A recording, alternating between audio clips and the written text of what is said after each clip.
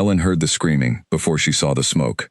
It cut through the quiet evening air like a blade, sharp and sudden, coming from the road that wound along the eastern ridge above Blackthorn Hollow. She dropped the basket of herbs she had spent the whole afternoon gathering, and ran toward the sound without thinking.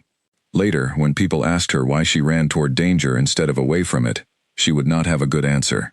She would only say that something inside her simply refused to stand still. The Ridge Road was where the Alpha King's convoys always passed when moving between the northern and southern territories of the kingdom. Ellen had lived near that road her whole life, close enough to hear the distant howls of the royal pack on quiet nights, far enough that she had never once seen the Alpha King with her own eyes. Nobody like her ever did. She was human, ordinary, a healer's assistant who spent her days mixing salves and wrapping wounds in the small clinic near the market square.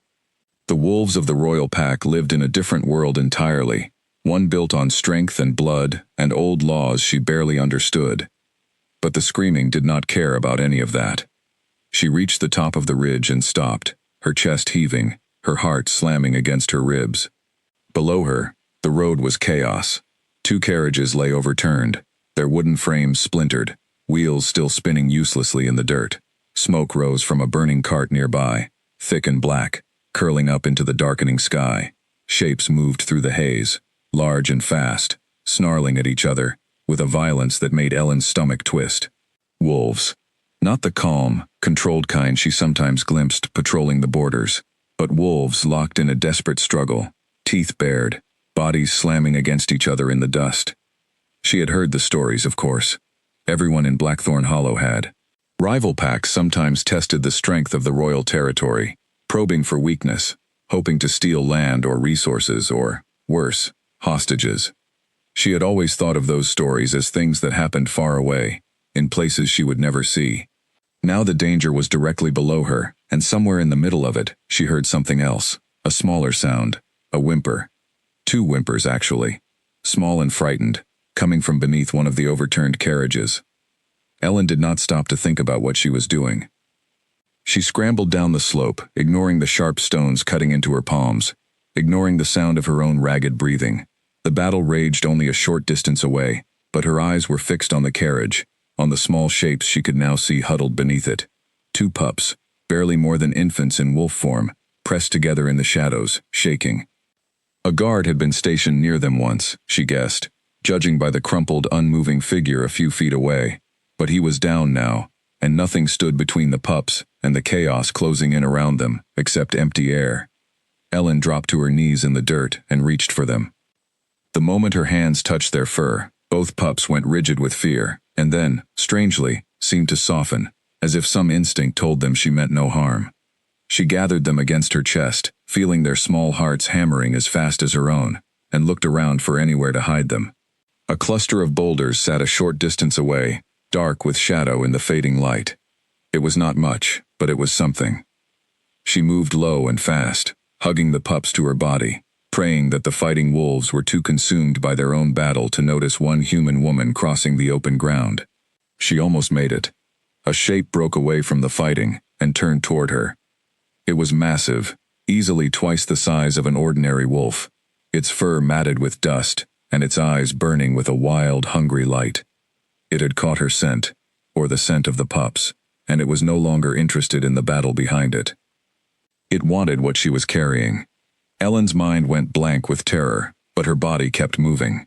She reached the boulders and shoved the pups into the narrow gap between 2 of the largest stones, wedging them into a space too small for the massive wolf to follow. "Stay," she whispered, though she had no idea if they understood her, and no idea if the word would matter at all.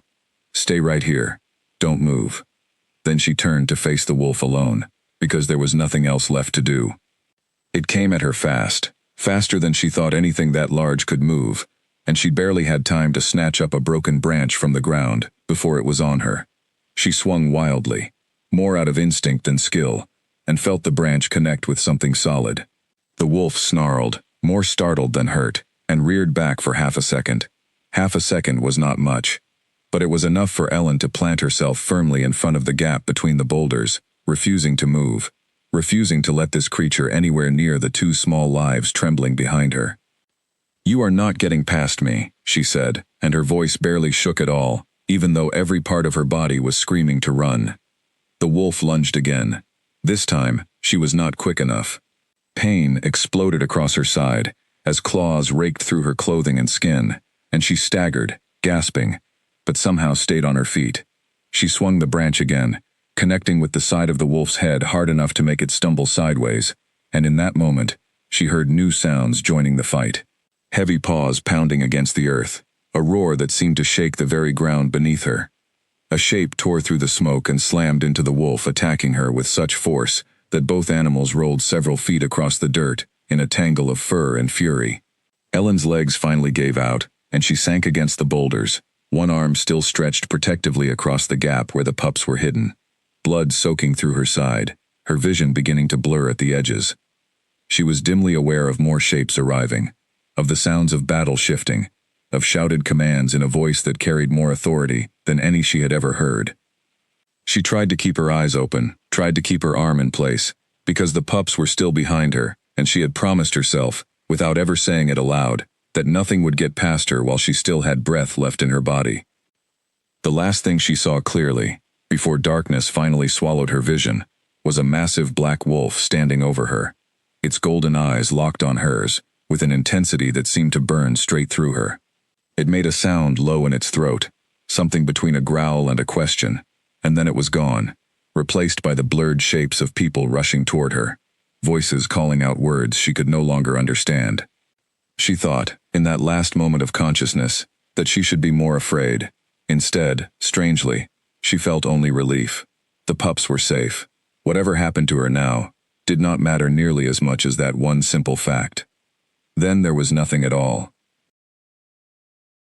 When Ellen surfaced again, it was slow, like swimming up through deep water toward a distant light. Pain came first, a dull, insistent throb along her side that pulsed in time with her heartbeat.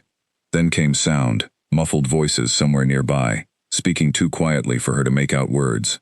Then, finally, sight, though it took her several long moments to make sense of what she was looking at.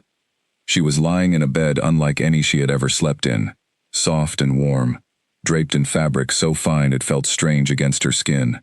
The room around her was large, built of dark stone and heavy wooden beams, lit by the soft glow of lanterns rather than the flickering candles she was used to.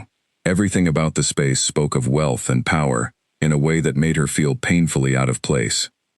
A woman sat in a chair near the bed, dressed in simple healer's robes, her expression sharpening with attention the moment she noticed Ellen's eyes were open. "You're awake," the woman said, rising quickly and moving closer. "Do not try to sit up yet. Your wounds were serious. You lost a great deal of blood." Ellen's throat felt dry and raw, but she forced out a whisper anyway. "The pups. Are the pups safe?" Something shifted in the healer's expression, a mixture of surprise and something gentler, warmer. "They are safe," she said, "because of you.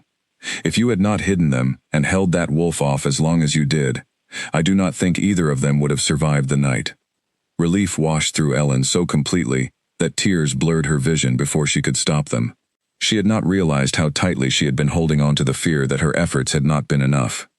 "You should rest," the healer said gently.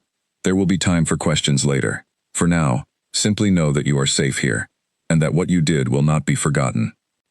Ellen wanted to ask more, wanted to know where exactly here was, and why a simple herb gatherer from Blackthorn Hollow had been brought to a room like this, and who the massive black wolf with the golden eyes had been. But her body had other plans, and before she could form the questions into words, sleep pulled her back under, deep and dreamless, wrapped in a strange and unfamiliar sense of safety that she could not quite explain. Outside the room, in a corridor lit by torches that threw long shadows against the stone walls, Cale stood perfectly still, his arms crossed, his jaw tight with an emotion he had not allowed himself to feel in a very long time. He had returned to human form only an hour earlier, and the tremor in his hands still had not fully settled. He had smelled blood before he ever reached the ridge, had heard his pup's whimpers carried faintly on the wind, and something ancient and violent had risen up inside him, a fury he barely remembered how to control. He had torn through the enemy wolves with a speed and ferocity that even his own guards had stepped back from, and none of it had mattered until he saw his children safe, tucked behind a stranger's body, protected by someone who owed them nothing at all. A human woman, small, unarmed, with no claws and no strength beyond what her own 2 hands could offer, and she had stood her ground against a wolf twice her size, rather than abandon 2 pups who were not even her own. He did not understand it. He was not sure he wanted to understand it, not yet, because understanding it meant admitting how deeply it had shaken something inside him that he had believed was permanently closed off. "My lord," one of his advisors approached quietly, bowing his head. "The healers say she will recover, given time. Her wounds were severe, but not beyond mending." Cale said nothing for a long moment, his gaze fixed on the closed door of the healing chamber, as if he could see straight through it. "Keep 2 guards outside this room at all times," he finally said, his voice low and rough. "No one enters without my knowledge." The advisor hesitated, clearly surprised by the order, but did not question it. "As you command." Cale turned and walked away down the corridor, his steps heavy, his mind circling back, again and again, to the image of her kneeling in the dirt, bloodied and terrified, refusing to move. He had lost people before. He had lost the one person he had once believed he could never live without, and in the years since, he had built walls around himself so high and so thick that nothing had come close to breaching them. Yet somehow, in a single night, a stranger with no claws and no title had done exactly that, without even trying. He did not know what it meant. He was not entirely sure he wanted to find out. But some part of him, buried deep and long silent, had already begun to stir. 3 days passed before Ellen was strong enough to sit upright without the room spinning around her. During that time, she learned more about where she was than she ever expected to. The healer, a calm woman named Grace, visited often, changing bandages and checking the wound along Ellen's side with careful, practiced hands. It was Grace who finally told her the truth of where she had been brought, speaking the words as though they should have been obvious all along. "You are in the royal stronghold of the Blackthorn Pack," Grace said one morning, adjusting the pillows behind Ellen's back. "The pups you saved belong to the Alpha King himself." Ellen went very still. "The Alpha King," she repeated slowly, as though saying the words might make them less true. She had heard of him her whole life, the way children hear of storms and legends, something powerful and distant that shaped the world around them without ever touching it directly. Cale, ruler of the Blackthorn territory, one of the strongest alphas in the region, a man whose name alone was enough to quiet an unruly tavern. She had never imagined she would end up sleeping beneath his roof. "He has asked after you every day," Grace added, almost as an afterthought, though her eyes flicked toward Ellen with quiet curiosity. "That is not something he does, not for anyone." Ellen did not know what to say to that, so she said nothing at all, and let the silence settle over the room like a heavy blanket. Later that same day, the door to her chamber opened, and 2 small shapes darted inside, before anyone could stop them. The pups, no longer wolves but small children now, barely old enough to walk steadily, scrambled up onto the edge of her bed, with the fearless enthusiasm only very young creatures possessed. A boy and a girl, twins by the look of them, with dark hair and startlingly familiar golden eyes. "You're awake," the boy said, grinning, as though this were the best possible news he had heard all week. Ellen could not help but smile, despite the ache still throbbing along her side. "I am. And who might you 2 be?" "I'm Finn," the boy announced proudly, "and that's my sister, Wren." "You saved us," Grace told us. "You hid us in the rocks and you didn't run away." Wren, quieter than her brother, simply crawled closer and pressed herself against Ellen's uninjured side, small fingers curling into the fabric of her blanket, as though she needed to confirm that Ellen was real and solid and still there. Something in Ellen's chest tightened at the gesture, warm and aching all at once. "I would never have left you," Ellen said softly, and meant every word of it. Neither pup seemed inclined to move after that, and Ellen found she did not particularly want them to. For the better part of an hour, they stayed curled beside her, chattering about small, ordinary things, the kind of stories only very young children told with complete seriousness, and Ellen listened to all of it with a fondness that surprised her. She had not expected to feel so attached, so quickly, to 2 children who were not hers and never would be. Yet here she was, laughing softly at Finn's dramatic retelling of a squirrel he had once chased through the castle gardens, feeling more at peace than she had in a very long time. She did not notice the door open again, quietly, or the tall figure who paused just inside the threshold, watching the scene unfold with an expression he did not allow anyone to see. Cale had not intended to enter. He had only meant to check that the guards were still stationed properly outside her door, a habit he had kept up faithfully since the night of the attack. But the sound of his children's laughter, bright and unguarded in a way he had not heard in longer than he cared to admit, had drawn him forward before he fully decided to move. He stood in the doorway and watched Wren, who rarely warmed to anyone new, curl trustingly against a woman she had known for only a handful of days. He watched Finn recount his squirrel story with wild hand gestures, watched Ellen laugh at exactly the right moments, her face pale but genuinely warm, despite everything she had endured on their behalf. Something shifted in his chest, slow and unfamiliar, like a door creaking open after years of disuse. He was not a man given to sentiment. Ruling a territory as large and contested as Blackthorn required a certain hardness, a willingness to make difficult decisions without flinching. In the years since he lost his mate, he had folded that hardness around himself like armor, allowing himself softness only in the presence of his pups, and even then, carefully, guardedly, as though joy itself might be dangerous if he let too much of it in. Yet watching Ellen now, he felt something crack. Wren looked up first, spotting him in the doorway, and immediately scrambled off the bed to run toward him, arms outstretched. He caught her automatically, lifting her against his chest, and felt her small arms wrap around his neck with the same fierce affection she always showed him. "Papa, look," Wren said, pointing toward the bed. "She's awake. She's really awake." Cale's gaze finally settled fully on Ellen, and for a moment, neither of them said anything at all. She looked smaller than he remembered from the chaos of that night, pale against the pillows, her side still wrapped in bandages beneath her nightclothes. But her eyes, when they met his, held a steadiness that surprised him, a quiet strength that had clearly not been diminished by her injuries. "Your Majesty," she said carefully, beginning to push herself upright, wincing slightly at the movement. "Do not," he said, more sharply than he intended, and immediately regretted the tone when he saw her flinch. He softened his voice before continuing. "Do not strain yourself on my account. You have already given more than enough." An awkward silence stretched between them, filled only by Finn's continued chatter, oblivious to the tension building in the room. Cale found himself struggling for words, an unfamiliar sensation for a man used to commanding armies and negotiating with rival alphas without hesitation. "I have not properly thanked you," he finally said. "What you did was—" He paused, searching for a word large enough to hold what he actually felt. "There are no words sufficient for it. You owed my children nothing. You did not know them, and still you stood between them and death without hesitation."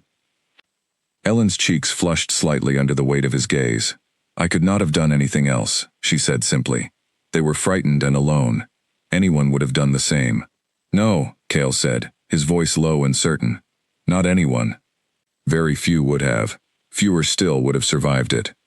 The words hung heavy in the air between them, and for a long moment, Ellen found herself unable to look away from him, caught in the intensity of golden eyes that seemed to see far more than she was comfortable revealing. There was something in the way he watched her, something beyond simple gratitude, though she could not begin to name it. Wren, still perched happily in her father's arms, broke the silence, without any awareness of the tension she interrupted. "Can she stay, Papa? Can she stay with us?" Cale's jaw tightened almost imperceptibly, and Ellen watched a flicker of something complicated pass behind his eyes, gone before she could fully read it. "She will stay as long as she needs to heal," he said carefully, though his gaze had not left Ellen's face. "After that, we will see."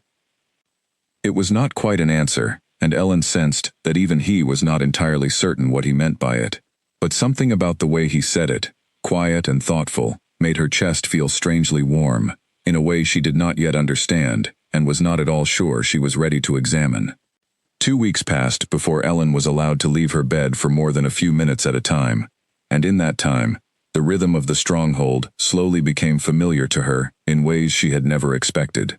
She learned the names of the guards who patrolled the corridors, the healers who checked on her wounds, the kitchen staff who began sending up slightly larger portions than necessary, as though feeding her well had become a quiet, unspoken mission among the household.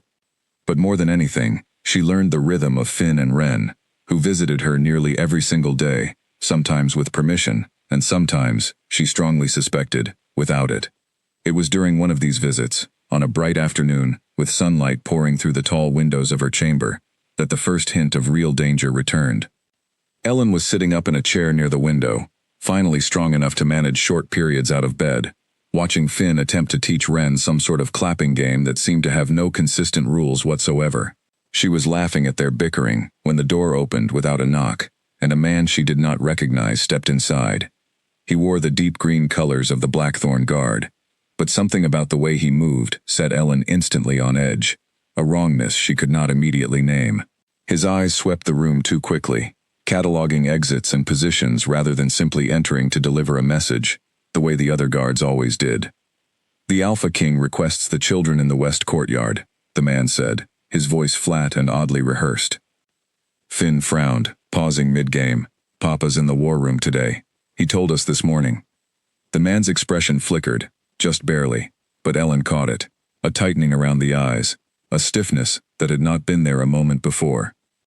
"Plans changed," he said, taking a step further into the room. Every instinct in Ellen's body screamed that something was wrong. She rose from her chair despite the twinge of pain still lingering in her side, positioning herself subtly between the man and the two children. "I think it would be best to confirm that, with the king directly," she said, keeping her voice light, though her heart had begun to pound. "The children can wait here comfortably until someone brings word." The man's jaw tightened. For a moment, Ellen thought he might simply turn and leave, embarrassed at having his lie questioned by a human woman with no authority in this household whatsoever. Instead, his hand moved toward his belt, and Ellen saw the glint of a hidden blade tucked beneath his jacket, meant to be concealed from view. She did not think. She grabbed the heavy ceramic water pitcher from the side table and hurled it directly at his head, buying just enough time to shove Finn and Wren behind her and toward the door leading to the inner hallway. "Run," she said urgently, pushing them forward. "Find your father. Now." Wren froze, terrified, but Finn grabbed his sister's hand and pulled her through the door, disappearing down the corridor, at a dead sprint, small feet slapping against the stone floor. The man lunged toward Ellen, his patience clearly gone, but she was already moving, snatching up the heavy iron poker from beside the cold fireplace and swinging it toward him with every bit of strength her healing body could manage. It connected with his shoulder, hard enough to make him stumble, and she used the moment to put the overturned chair between them, buying herself precious seconds. "You should not have done that," the man growled, circling toward her with dark intent clear in his eyes. "Neither should you have walked into this room," Ellen shot back, gripping the poker tighter, refusing to let her voice shake, even as fear pounded through every part of her. He lunged again, faster this time, and Ellen barely managed to avoid the reach of his hand, feeling fabric tear at her sleeve as he grabbed for her and missed. She swung the poker again, catching him across the ribs this time, and he snarled in pain and fury, clearly no longer holding back whatever restraint he had walked in with. The door burst open with such force that it slammed against the wall hard enough to crack the plaster. Cale filled the doorway, and the transformation that swept over him was immediate and terrifying, his eyes flashing gold, a low, bone-deep growl tearing from his chest that seemed to shake the very stones of the room. He did not shift, not fully, but the raw power radiating off him made the intruder freeze in place, all color draining from his face. "Explain yourself," Cale said, his voice deceptively quiet, which somehow made it far more frightening than shouting would have been. The man's eyes darted toward the window, calculating an escape, but he never got the chance. Cale crossed the room in 2 strides and had him pinned against the wall before Ellen could even fully process the movement. One powerful hand wrapped around the man's throat, lifting him effortlessly off the ground. "Who sent you?" Cale demanded, his voice dropping into something dangerously close to a growl. The man said nothing, his face reddening, his hands scrabbling uselessly against the grip holding him. Guards flooded into the room behind Cale, quickly securing the intruder, and only then did Cale release him, stepping back with visible restraint, his chest rising and falling with barely controlled fury. "Take him to the lower cells," Cale commanded. "I will question him myself, once I have confirmed my children are safe." Only after the guards dragged the man away did Cale finally turn toward Ellen, and the fury in his expression melted instantly into something closer to fear as he took in the torn sleeve, the faint tremor still running through her hands. "Are you hurt?" he asked, closing the distance between them in a few quick steps. "I'm fine," Ellen managed, though her voice wavered slightly with the last dregs of adrenaline still coursing through her. "Finn and Ren, are they safe?" Cale said quickly. "Finn found me in the war room, exactly as you told him to. Both of them are with Grace now, unharmed." Relief washed through Ellen so powerfully that her knees briefly threatened to give out, and Cale's hands were on her shoulders instantly, steadying her before she could stumble. "You did it again," he said quietly, and there was something raw in his voice now, something that had cracked further open since the ridge, since the healing chamber, since every quiet moment they had shared over the past 2 weeks. "You put yourself between my children and danger. Twice now." "I didn't think about it," Ellen admitted honestly. "I just knew I couldn't let anything happen to them." Cale's hands tightened slightly on her shoulders, his gaze searching her face with an intensity that made her breath catch. "You keep saying that as though it explains nothing," he said, "but it explains everything." Neither of them moved for a long moment, standing close enough that Ellen could feel the warmth radiating from him, could see the way his golden eyes had not left her face since he arrived. Something passed between them in the silence, unspoken but undeniable, a thread pulling tight that neither of them fully understood yet. It was Grace's arrival, breathless and worried, herding Finn and Ren ahead of her into the room, that finally broke the moment. The twins ran straight for Ellen, wrapping themselves around her legs with the kind of desperate relief only frightened children could show, and Ellen knelt carefully to gather them both into her arms, murmuring soft reassurances against their hair. Cale watched the scene with an expression he did not bother trying to hide this time, something that looked, to anyone paying close enough attention, remarkably like the early beginnings of hope. "This attack was not random," he said finally, his voice hardening back into the tone of a ruler assessing a threat. "Someone within these walls arranged for that man to gain access. I intend to find out exactly who, and exactly why they wanted my children unguarded."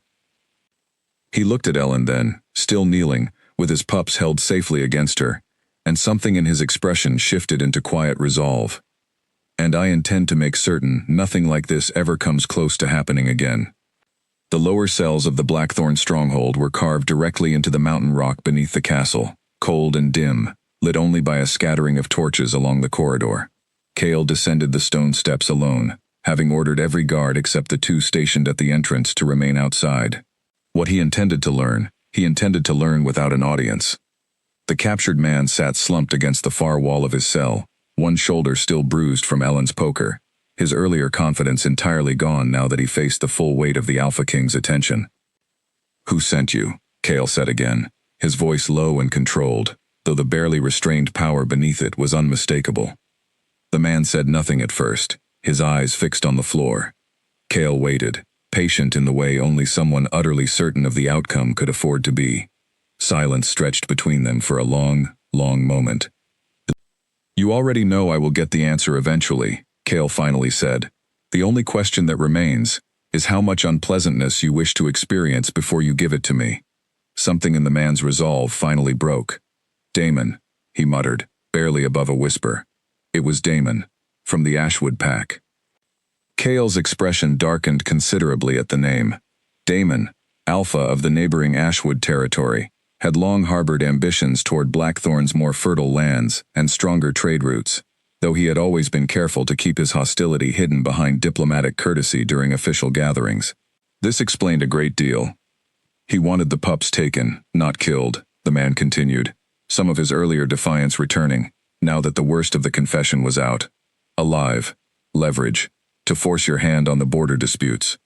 The attack on the road was supposed to succeed. When it failed, when that woman interfered, Damon grew desperate. He sent me to finish what the first attempt could not." "And today," Cale pressed, "what was your order today?"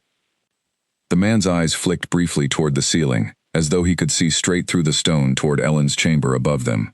"Take the woman out of the way first. She was not part of the original plan, but Damon believes she has become complicated. He said the pups trust her too much now. That she has become an obstacle to the leverage he wants." A low growl rumbled through Cale's chest before he could stop it, something dark and possessive rising in response to the casual way this man spoke of eliminating Ellen, as though she were nothing more than an inconvenient obstacle. "You will remain here," Cale said finally, turning toward the stairs, "until I decide what is to be done with you. And you will tell every guard who asks exactly what you have told me." He climbed back up into the light of the stronghold, with new information weighing heavily on his mind, and beneath the anger, something else stirred as well, quieter, but no less powerful. Ellen had already been marked as a target once.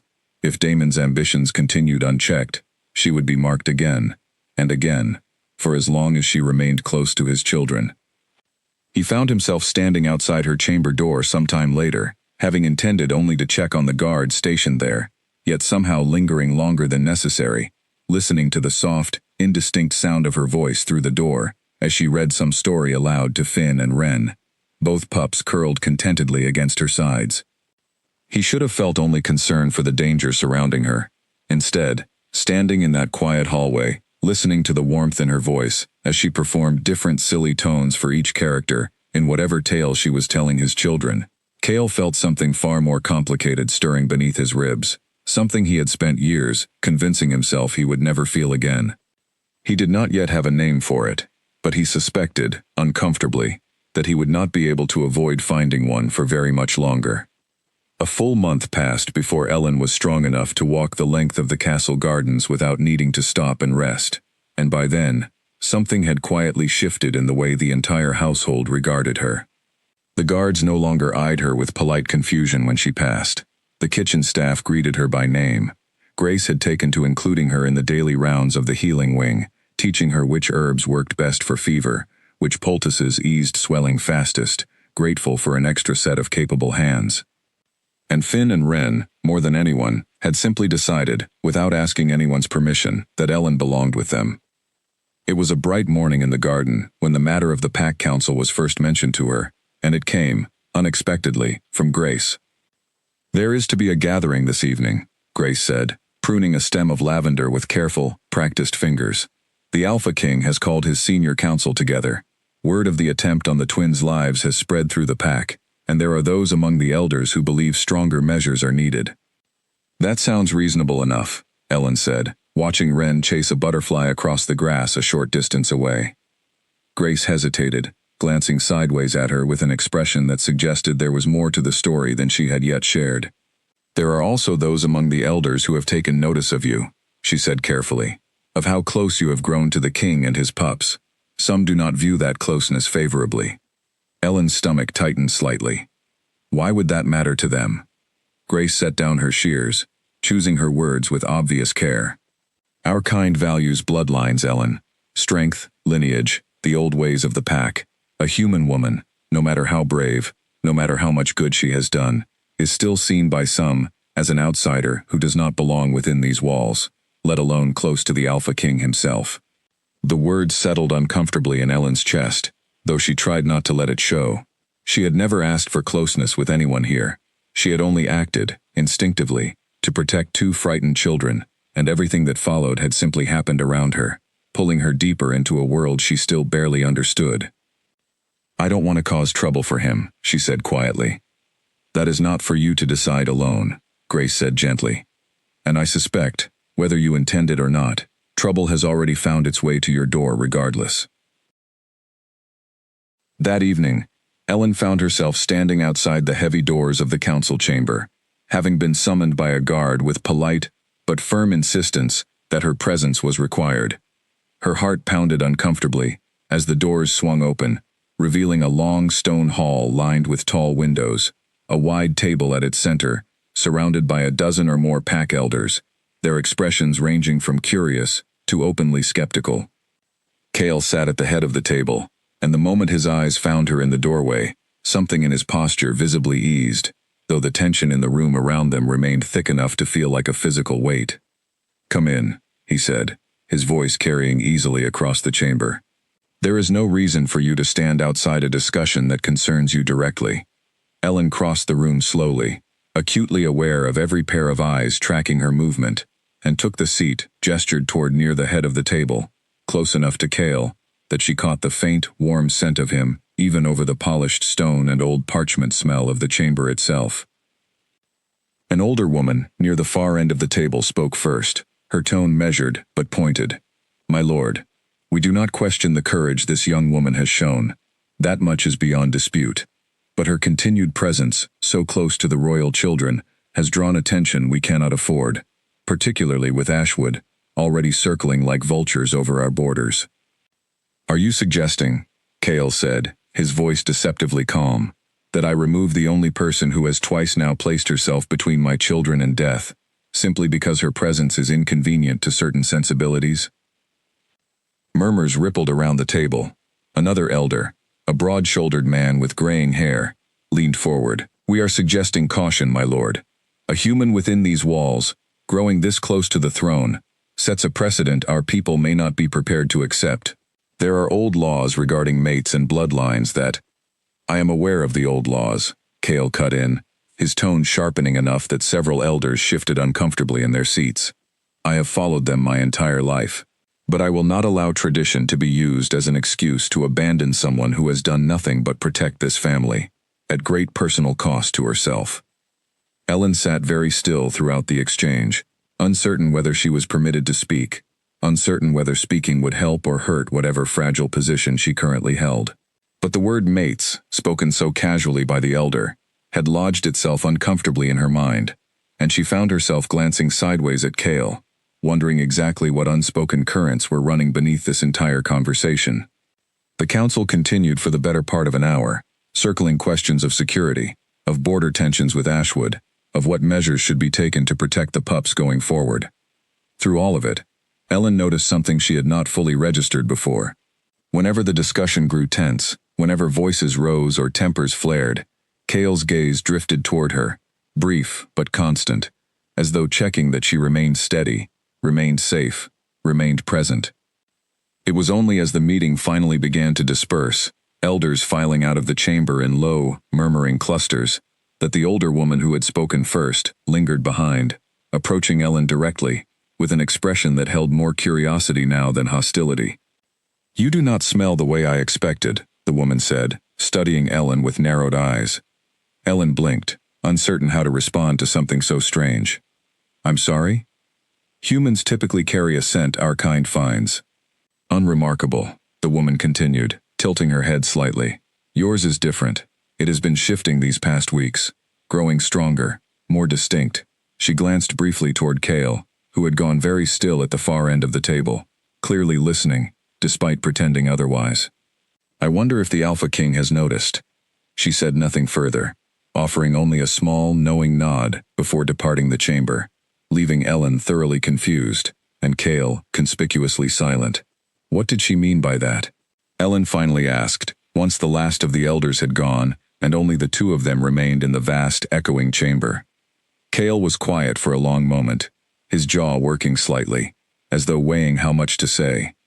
"Among our kind," he began carefully, "there exists a bond between certain pairs. A pull, unlike anything else, that marks two people as fated to one another. It is rare. Many wolves live their entire lives without ever encountering it." Ellen's heart began to beat strangely fast. "And you think that's what she was talking about?" Cale's golden eyes met hers directly, and for the first time since she had woken in that healing chamber a month ago, she saw him let his guard down completely, allowing her to see the full weight of everything he had clearly been carrying in silence. "I lost someone once," he said quietly. "Someone I believed was my mate, taken from me before we ever had the chance to build the life I thought we would share. Since then, I convinced myself that door had closed permanently, that whatever capacity I once had for that kind of bond had been buried along with her." He paused, and Ellen realized she had stopped breathing entirely, waiting for whatever came next.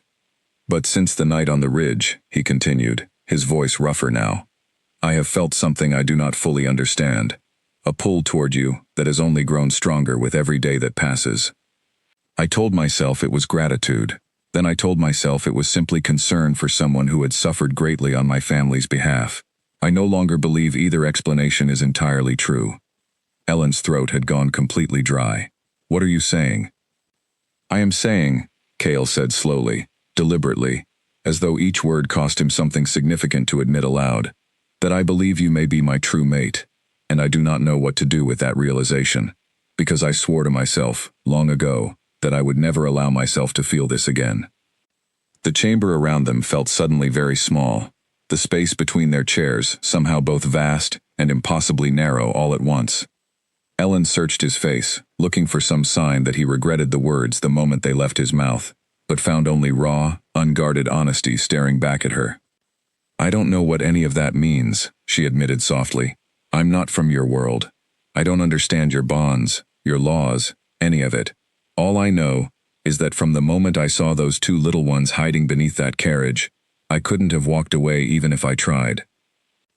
That, Cale said, something like a faint, wondering smile finally touching the corner of his mouth, is precisely the problem, and precisely why I cannot seem to stop thinking about you. Neither of them moved to close the remaining distance between their chairs that night. The weight of everything unspoken, everything newly spoken, hung too heavily in the air, and both of them seemed to understand, without needing to say it aloud, that whatever was beginning between them deserved more care than a single overwhelming evening could offer. But when Ellen finally rose to leave the council chamber, Cale walked her the entire length of the corridor back to her room, matching his pace to hers in comfortable silence, and when they reached her door, he did not immediately step away. Thank you, he said quietly, for not running from any of this. I don't run from things that matter, Ellen replied simply. I never have. Cale studied her for a long moment, something warm and unguarded settling behind his golden eyes. No, he said softly. I have noticed that about you. It is, I think, the first thing I noticed about you at all. He left her at the door with nothing more than that quiet admission hanging between them, but Ellen lay awake long into the night afterward, staring at the ceiling of her chamber, her heart still racing with the weight of everything that had shifted, irrevocably, in the span of a single evening. News of the council meeting spread through the stronghold faster than Ellen expected, though not in the form of gossip so much as a subtle shift in how people treated her. Guards who once regarded her with polite distance now offered small nods of respect when she passed. Kitchen staff began setting aside her favorite foods without being asked. Even Grace, who had always been kind, took to including small comments about pack customs and traditions in their conversations, as though quietly preparing Ellen for a role she had not yet officially stepped into. Ellen tried not to read too much into any of it. Cale had spoken of a bond, of possibility, but he had not spoken of certainty, and she was wary of building expectations around something so fragile and new. Still, she found herself thinking of him constantly, replaying the honesty in his voice from that evening in the council chamber, the careful way he had chosen his words, as though terrified of frightening her away with too much too soon. She did not have long to wonder how he felt, because he began finding reasons to seek her out nearly every day. Sometimes it was small things, a shared meal in the garden while Finn and Wren played nearby, Cale's presence steady and warm beside her even when neither of them said much at all. Sometimes it was longer conversations, late in the evening after the pups had been put to bed, when Cale would linger in the sitting room outside her chamber, telling her stories of the pack's history, of the mountains surrounding Blackthorn territory, of small memories from his own childhood that he had clearly not shared with many people in a very long time. It was during one of these evenings, nearly 2 weeks after the council meeting, that Cale finally spoke of the mate he had lost. Her name was Mara, he said quietly, staring into the low fire crackling in the hearth, rather than looking directly at Ellen.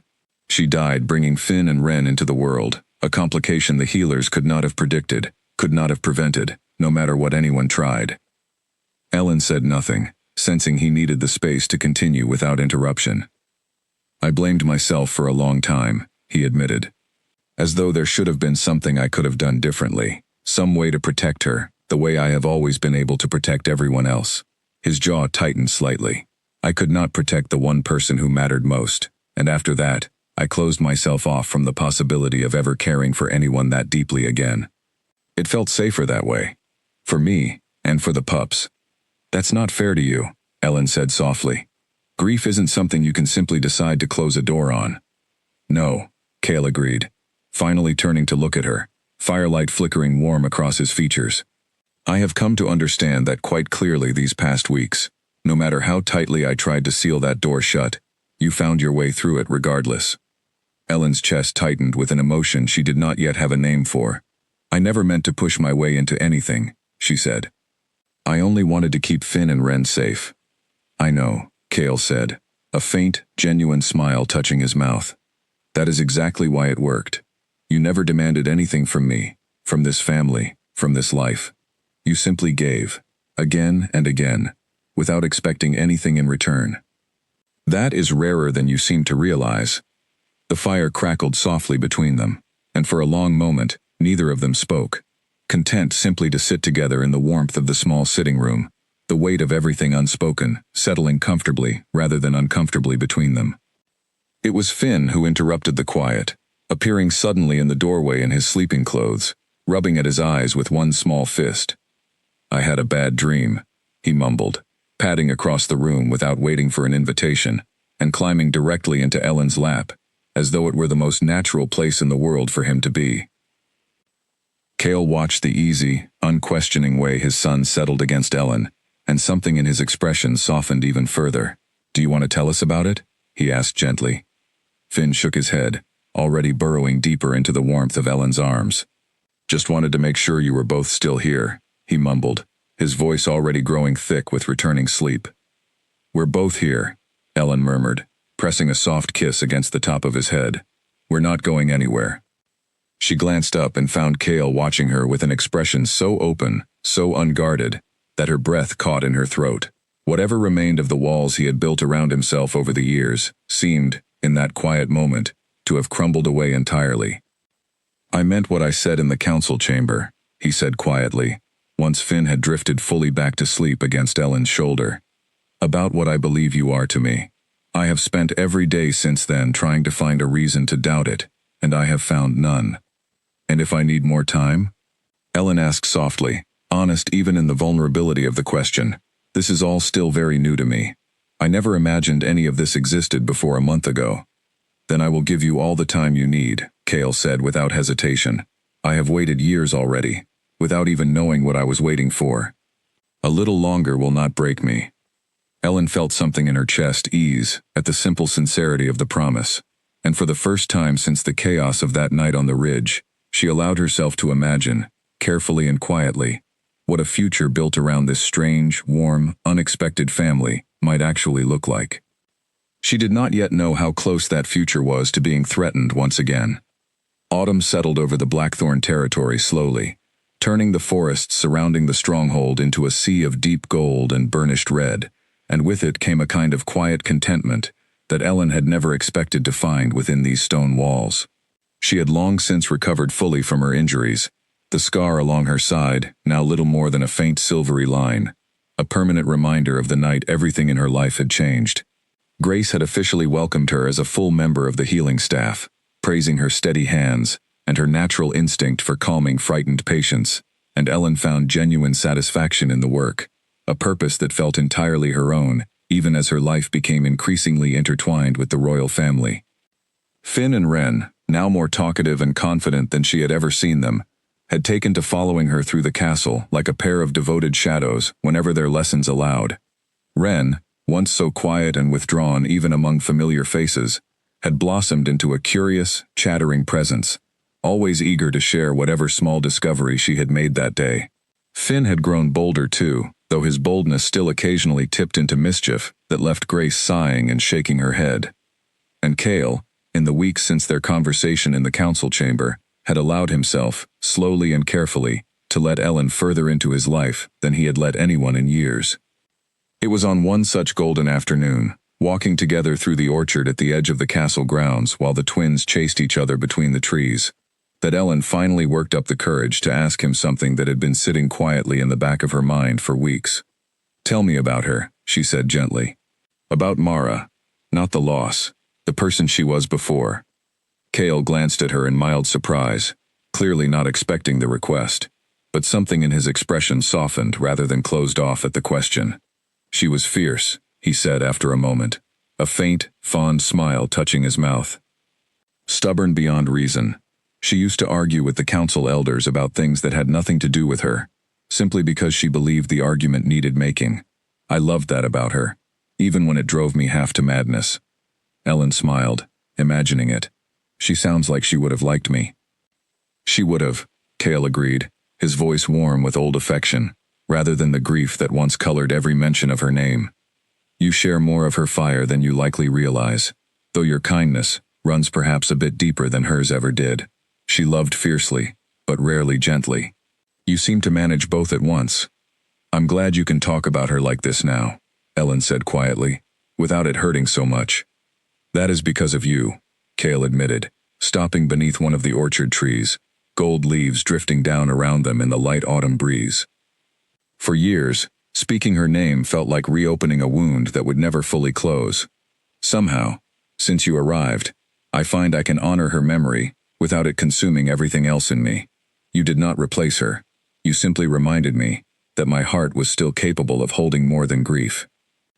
Ellen reached out instinctively, resting her hand against his, and felt the way his fingers curled around hers immediately, warm and steady.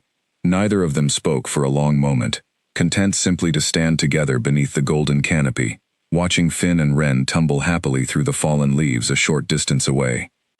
It was Wren who eventually broke the peaceful silence, running toward them with something clutched carefully in her small hands. Look what I found, she announced proudly, holding up a perfectly formed golden leaf, its edges still crisp and unbroken. It's the best one. I want to give it to Ellen. Ellen knelt to accept the gift, with the same seriousness Wren clearly intended it, turning the leaf carefully between her fingers, as though it were something precious. It's beautiful, she said sincerely. Thank you, Wren. Papa says leaves like that mean good luck, Wren said solemnly, so now you have good luck forever.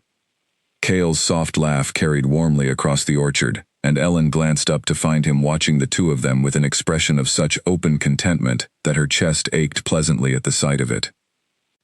I did say that, he confirmed, settling down onto the grass beside them despite the fine clothing he wore, entirely unbothered by the informality of it. Though I believe I was referring to a different sort of leaf when I said it originally. Doesn't matter, Wren said stubbornly, already distracted by the sight of Finn discovering an unusually large pine cone a short distance away. This one counts too. She darted off to inspect her brother's discovery, leaving Ellen and Cale sitting together beneath the tree in comfortable quiet, the golden leaf still resting carefully in Ellen's palm. I want you to understand something, Cale said after a while, his tone shifting into something more serious, though no less warm. Whatever pace you need for this, whatever time you require to feel certain of any of this, I will not push you beyond it. But I also want you to know that my intention, when the time is right, is to formally claim you as my mate before the entire pack, not quietly, not as some private arrangement kept behind closed doors. I want the world to know exactly what you are to me, and to this family. Ellen's breath caught slightly at the weight of the words, at the certainty behind them. Some of the elders won't like that, she said carefully. Some of the elders, Cale said, a hard edge creeping briefly into his voice, will learn to accept it, or they will find their objections carry very little weight against my decision. I have spent my entire life ruling according to duty and tradition. I do not intend to let either stand between me and the one thing that has finally made me feel whole again. Ellen studied him for a long moment, searching his face for any trace of doubt or hesitation, and found none.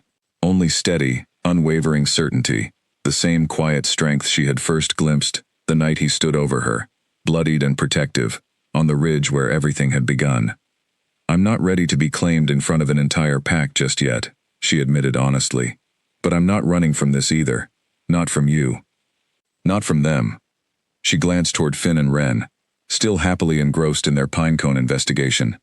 I think, somewhere along the way, without either of us fully realizing it, I already became part of this family. You did, Cale agreed softly, long before either of us was brave enough to say it aloud. He reached up and gently tucked a loose strand of hair behind her ear, his touch lingering a moment longer than necessary, and Ellen found herself leaning slightly into the warmth of it, into the quiet, undeniable pull that had been building steadily between them for months now. Neither of them noticed, in that golden, peaceful moment beneath the orchard trees, the lone figure watching from the tree line at the edge of the property, cloaked in shadow, taking careful note of exactly how close the Alpha King had grown to the human woman, who had once been considered nothing more than an unfortunate complication.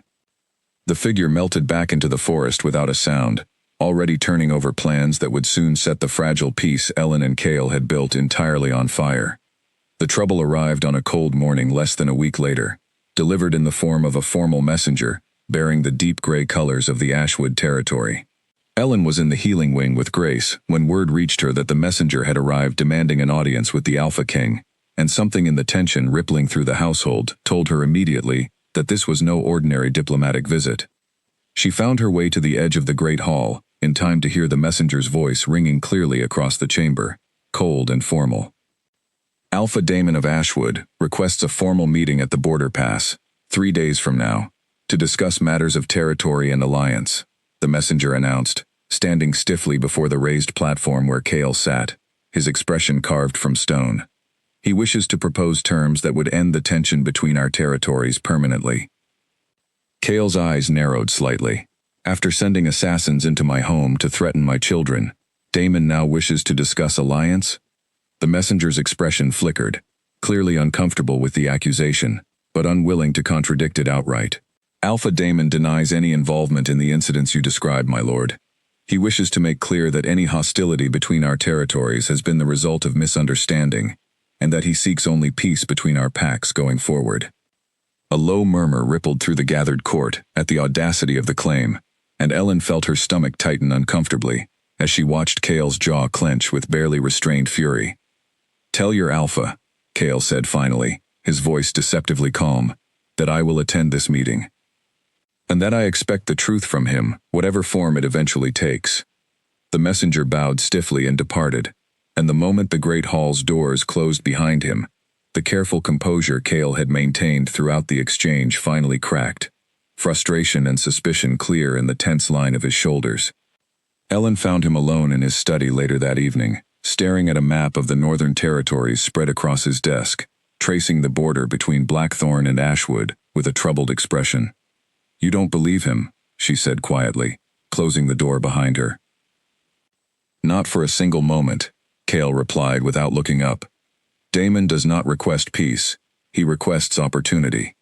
This meeting is a trap of some kind, though I have not yet determined what shape it will take." "Then don't go," Ellen said simply. Cale finally looked up, a faint, tired smile touching his mouth. "If I refuse, he will use my refusal as proof to the wider Council of Territories that I am the aggressor, unwilling to pursue peace even when offered. I cannot afford that perception, not with tensions already this high.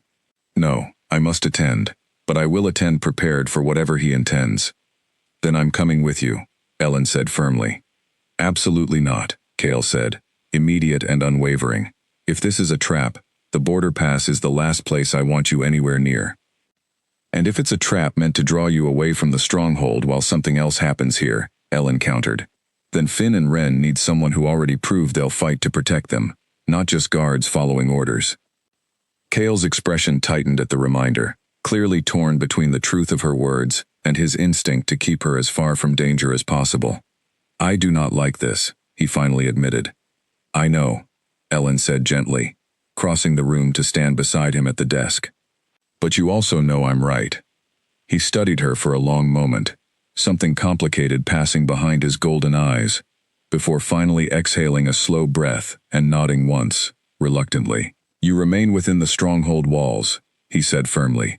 "Close to the guards, close to Finn and Wren, at all times. If anything happens while I am at the border, I need to know you are positioned to protect them, not out searching for danger yourself." "I can agree to that," Ellen said, and meant it. 3 days later, Cale departed for the border pass with a contingent of his most trusted guards, leaving the stronghold under heightened security, every entrance doubled with additional watchmen, every corridor patrolled with careful, deliberate frequency. Ellen spent the morning with Finn and Wren in the sitting room near the nursery, trying to keep their spirits light despite the obvious tension threading through the entire household. It was well past midday when the first sign of trouble arrived, not from outside the walls, but from within them. A guard Ellen did not recognize appeared at the nursery door, his uniform correct in every detail, his manner calm and unremarkable. But Wren, curled beside Ellen on the window seat, went suddenly rigid, her small hand tightening around Ellen's sleeve.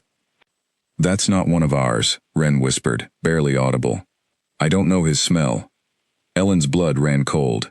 She had learned, over the months living within these walls, to trust the instincts of pack members, even when they came from the smallest and youngest among them. She rose slowly, keeping her body positioned between the twins and the door, her mind racing through the layout of the room, the nearest exits, anything that might buy them time. Can I help you with something? She asked, keeping her voice deliberately steady and unbothered. The man's eyes flicked briefly toward the twins before returning to her, and in that brief flicker, Ellen saw exactly what she needed to see. This was no ordinary guard checking on the nursery. This was another attempt, cruder perhaps than the last, but no less dangerous. Guard rotation, the man said, his tone smooth but not smooth enough to fully mask the falseness beneath it. I've been assigned to relieve the current watch. Then you won't mind waiting while I confirm that with the captain of the guard, Ellen said, already reaching for the small bell used to summon the household staff, her hand steady despite the racing of her pulse. The man's expression shifted instantly, all pretense of politeness vanishing as he lunged forward. Ellen threw herself in front of the twins, grabbing the heavy iron poker that had, months earlier, become an unlikely weapon of choice, and swung it with every bit of strength and precision she had gained in the time since her first desperate encounter with danger in this very stronghold. The fight that followed was brutal and fast, and this time, Ellen was not the frightened, untrained woman who had stumbled into danger on the ridge months ago. She had learned, watched, absorbed lessons from every guard and healer around her without fully realizing she was doing so, and she fought now, with a fierce, practiced determination that surprised even the intruder, who had clearly expected an easy target. Finn, following instructions drilled into him during the tense days leading up to his father's departure, grabbed Wren's hand and bolted for the door the moment the fighting began, screaming for the guards stationed just down the corridor.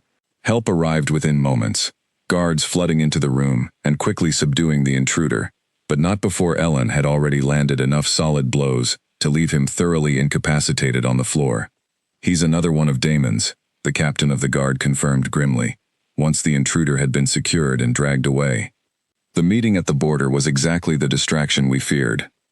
Ellen sank onto the window seat, her hands finally beginning to shake now that the immediate danger had passed, and pulled both twins into her arms the moment they returned to her, checking every inch of them for injury despite the guard's assurance that both had escaped entirely unharmed. You were so brave, she murmured against their hair, relief and lingering adrenaline making her voice tremble slightly. Both of you. So brave. It was hours later, well into the evening, when word finally arrived that Cale and his guards had returned safely from the border pass, having discovered upon arrival that Damon had never actually intended to appear for the meeting at all. The entire summons had been nothing more than a carefully constructed distraction, precisely as Cale had suspected from the beginning. He found Ellen in the nursery, Finn and Wren finally asleep after a long day of fear and adrenaline, curled peacefully in their beds while Ellen sat nearby, still keeping careful watch despite her own exhaustion. The moment he saw her, safe and whole, something in his controlled composure finally shattered.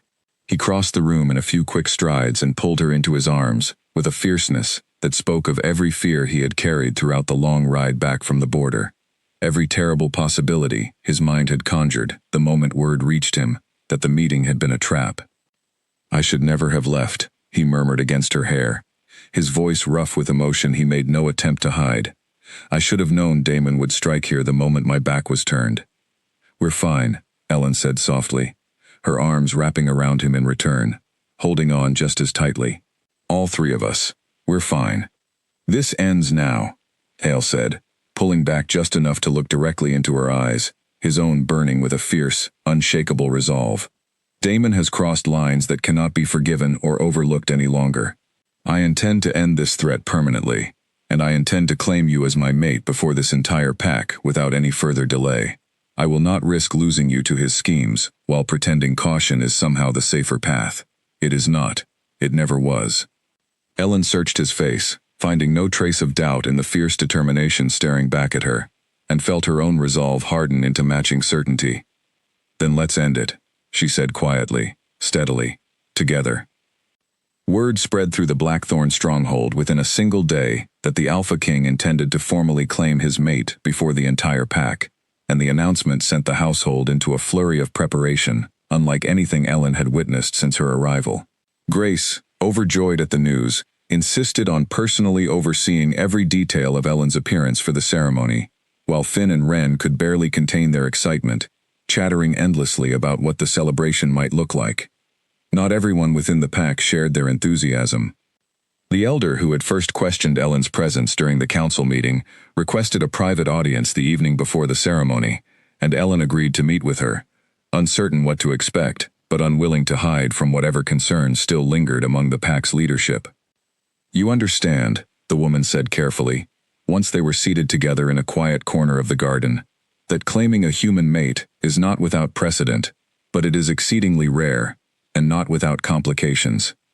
There will be those among our people who never fully accept it, no matter how much good you have already done for this family." "I understand that," Ellen said honestly, "but I'm not asking anyone to pretend I'm something I'm not. I'm human. I always will be. I only hope that eventually, people will judge me by what I do, rather than what I am."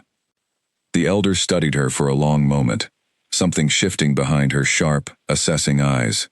"You held that door against an assassin twice now," she finally said, "once with nothing but a branch, and once with nothing but an iron poker, both times with children who were not your own held safely behind you. I have lived a very long life, young one, and I have seen a great many wolves who could not claim that kind of courage." She paused, something almost like respect settling into her expression. "Perhaps bloodline matters rather less than I once believed it did." It was not quite an apology, and it was not quite full acceptance, but it was, Ellen understood, a meaningful shift nonetheless, and she found herself genuinely grateful for it as the elder rose to depart, leaving her alone, with her thoughts beneath the darkening evening sky. The ceremony itself took place the following afternoon in the great courtyard at the heart of the stronghold, filled nearly to capacity with pack members who had gathered to witness the formal claiming of their Alpha King's mate. Ellen stood at the edge of the gathering, her heart pounding with a mixture of nervousness and quiet certainty, watching as Cale made his way toward her through the assembled crowd, dressed in formal robes befitting his position, his golden eyes fixed on her, with an intensity that steadied her nerves the moment their gazes met. Finn and Wren stood proudly beside their father, both dressed in their finest clothes, practically vibrating with excitement at what they clearly considered the most important event of their young lives. Cale reached her and took both of her hands in his grip warm and steady, and the courtyard fell into respectful silence as he began to speak, his voice carrying clearly across the gathered crowd. "Many of you have known me my entire life," he began. "You have watched me lead this pack through difficult years, through loss that I believed would never fully heal, and many of you watched, as I did, when a stranger with no claws and no title threw herself between danger and my children, without a single moment of hesitation." His gaze remained locked on Ellen's throughout, warm and unwavering. "She has since given this pack more than protection. She has given us healing, kindness, and a warmth I feared I had lost forever. I stand before all of you today to claim Ellen as my true mate, not out of obligation, not out of gratitude alone, but because I have come to understand, beyond any doubt, that she is precisely who I am meant to stand beside for the rest of my days." A murmur of approval rippled through the crowd, far louder and more enthusiastic than Ellen had dared to hope for, and she felt tears prick at the corners of her eyes as Cale lifted one of her hands to his lips, pressing a gentle kiss against her knuckles. "Ellen," he said softly, meant only for her, despite the crowd surrounding them, "will you accept this bond? Will you stand beside me, not only as protector of my children, but as my mate, my equal, and the queen of this pack?" Ellen's voice, when she finally found it, came out steady and sure, carrying easily across the silent courtyard. "Yes," she said simply, "I will." The courtyard erupted into cheers, and Cale pulled her into his arms, holding her close, as the formal bond settled into place between them, a warmth unlike anything Ellen had ever experienced spreading through her chest, steady and certain, and entirely unmistakable. Finn and Wren threw themselves at both of their legs a moment later, laughing and cheering, along with the rest of the crowd, and Ellen knelt to gather both children into the embrace as well, feeling, for the first time in her entire life, the full and complete certainty of belonging exactly where she stood. But even as celebration swept through the courtyard, Cale's gaze occasionally drifted toward the tree line at the edge of the property, a lingering wariness he could not quite shake, despite the joy of the moment. Damon remained free, his schemes unresolved, and Cale understood, with the quiet certainty of a leader who had learned never to underestimate a determined enemy, that the true confrontation between them had not yet arrived. It was coming, and when it did, he intended to meet it with his mate, standing firmly and fearlessly by his side. The confrontation Cale had been quietly bracing for arrived less than a fortnight after the ceremony, and it came, fittingly, in the form of a direct challenge rather than another hidden attempt at sabotage. Damon, it seemed, had finally grown tired of subtlety, perhaps emboldened by desperation, perhaps simply certain that his failed schemes had left him with nothing left to lose. A formal challenge arrived at the gates of the Blackthorn stronghold at dawn, carried not by a nervous messenger, but by Damon himself, flanked by a contingent of Ashwood warriors, standing boldly at the border of Blackthorn territory, and demanding that Cale meet him in single combat for full control over the disputed lands between their territories, as was permitted under the old laws governing conflicts between rival alphas. "He grows careless," Cale said grimly, watching from the stronghold walls as the distant figures waited at the border. "Or he believes his numbers are enough to overwhelm us, if I refuse the challenge, and he decides to attack outright instead. Can you refuse it?" Ellen asked, standing beside him with Finn and Ren kept safely back within the walls under Grace's watchful care. "I could," Cale admitted, "but refusing would mark me as weak in the eyes of every territory watching, and would only invite further aggression from Damon and others like him in the future. No, this ends today, one way or another." Ellen's stomach twisted with fear, but she said nothing to dissuade him, understanding, in the months she had spent among this pack, exactly how deeply such matters of honor and leadership mattered to the stability of everything Cale had built. Instead, she reached for his hand, holding it tightly. "Then you come back to us," she said fiercely. "That's the only outcome I'll accept." Cale turned to her, something fierce and tender passing behind his golden eyes, as he pulled her close for a brief, steadying embrace. "I intend to," he said firmly. "I have far too much to return to now for any other outcome to be acceptable." The single combat took place at the border pass, beneath the watchful eyes of representatives from both territories, a formal and ancient ritual, meant to settle disputes without dragging entire packs into full-scale conflict. Ellen watched from a careful distance, her heart in her throat, as both alphas shifted into their wolf forms, Cale's black fur gleaming in the morning light, Damon's gray coat bristling with barely restrained aggression. The battle that followed was brutal and fast, two powerful alphas testing each other's strength and speed with a ferocity that left onlookers holding their breath. Damon fought with the wild desperation of a man who understood this might be his final opportunity to seize what he wanted, while Cale fought with the steady, controlled power of someone defending everything he had finally allowed himself to love again. It was, in the end, not strength alone that decided the outcome, but precisely the kind of calculated patience Cale had cultivated throughout years of careful leadership. He let Damon exhaust himself in a series of increasingly reckless attacks, absorbing blows that would have felled a lesser fighter, until finally, when Damon's movements grew sloppy with fatigue, Cale struck with decisive, overwhelming force, pinning his rival to the ground, in a final, unmistakable display of dominance. Damon, defeated and humiliated before witnesses from both territories, had no choice but to yield, formally surrendering his claim to the disputed lands, and, under the old laws, forfeiting any future right to challenge Blackthorn's borders without severe consequence. The Ashwood warriors, seeing their alpha defeated, offered no further resistance, and the border dispute that had haunted the past several months came to its formal and permanent conclusion beneath the pale morning sky. Cale returned to the stronghold hours later, wounded but victorious, and Ellen was waiting for him at the gates, unable to hold back the flood of relief that overwhelmed her the moment she saw him approaching, whole and alive despite the visible marks of battle still healing across his frame. "You came back," she said, half laughing, half crying, as she threw herself into his arms. "I told you I would," Cale murmured against her hair, holding her tightly, despite his exhaustion. "I have never broken a promise to you, and I do not intend to start now."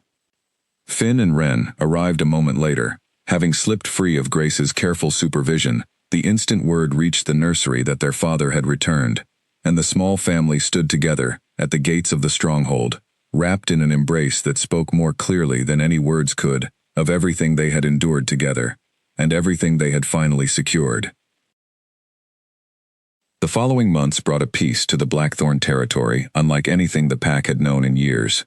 With Damon's threat permanently neutralized, and the old council elders having fully embraced Ellen's place among them, the stronghold settled into a rhythm of quiet contentment that Ellen had once believed existed only in stories.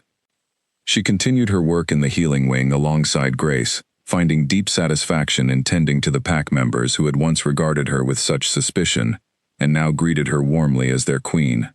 Finn and Wren grew bolder and happier with each passing season, their laughter filling the corridors of the stronghold in a way that had been absent for far too many years before Ellen's arrival.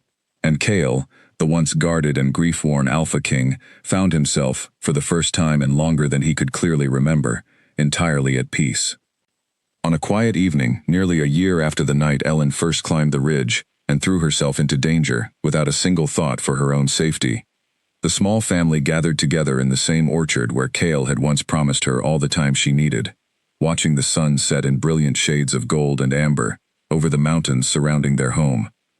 Finn and Wren chased each other through the fallen leaves nearby, their laughter carrying warmly on the evening breeze, while Cale sat with his arm wrapped securely around Ellen's shoulders, both of them watching the children with the quiet, contented joy of two people who had found, against every improbable odds, exactly where they belonged. "Do you ever think about that night?" Ellen asked softly, resting her head against his shoulder. "The one on the ridge?"